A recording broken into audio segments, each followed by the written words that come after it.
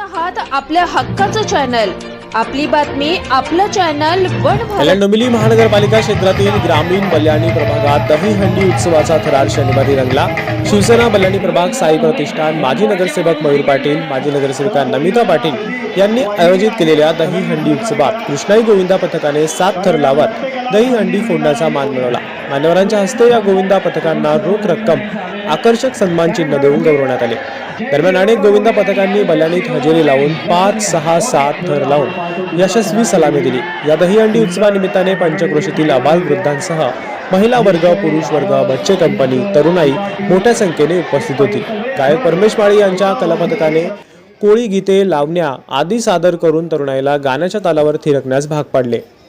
गोविंदा पथकांना सुरक्षितता दृष्टिकोनातून शासनाने विमा कवच दिले असून राज्याचे मुख्यमंत्री एकनाथ शिंदे झाल्यानंतर तेव्हापासून हिंदू सणांवर कुठलीही गदा नाही.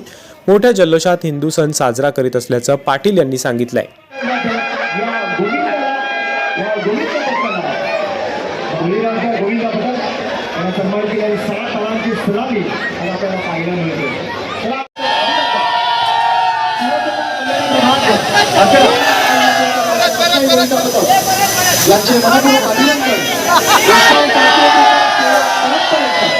अशा पद्धतीने अतिशिस्तपणे सुंदर नियोजनामध्ये हा दहीहंडी उत्सव 2025 दरवर्षीप्रमाणे ह्या वर्षी सुद्धा साई प्रतिष्ठान, शिवसेना व साई प्रतिष्ठान आयोजित भव्य दहीहंडी उत्सव मोठ्या उत्साहाने डॉक्टर बाबासाहेब आंबेडकर चौक येथे साजरा दरवर्षीप्रमाणे आम्ही ह्या वर्षी सुद्धा साजरा केला होता.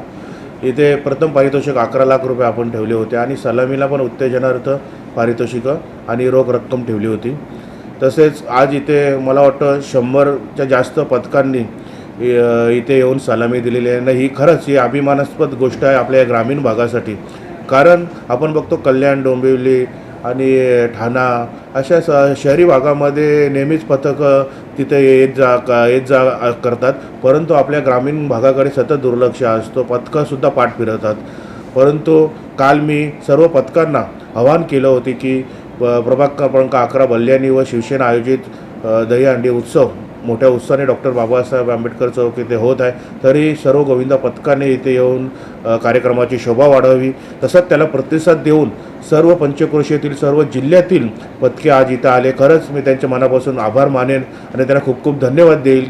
कारण आपली हिंदू संस्कृती टिकवण्यासाठी आपले सर्व नवयुवक इथे पथकांसह सज्ज होते आणि त्यांनासुद्धा मी विनंती करेल आणि सांगेल. कारण आपण बघतो या गोविंदा पथकांच्या याच्यामध्ये अपघातसुद्धा होत असतात, परंतु आपल्या शासनामार्फत त्यांना विमाचे सुरक्षा कवच दिलेले आहे. जेव्हा माननीय मुख्यमंत्री एकनाथ शिंदे झाले आमचे मुख्य नेते तेव्हापासून हिंदू सणांवर कुठली गदा नाही.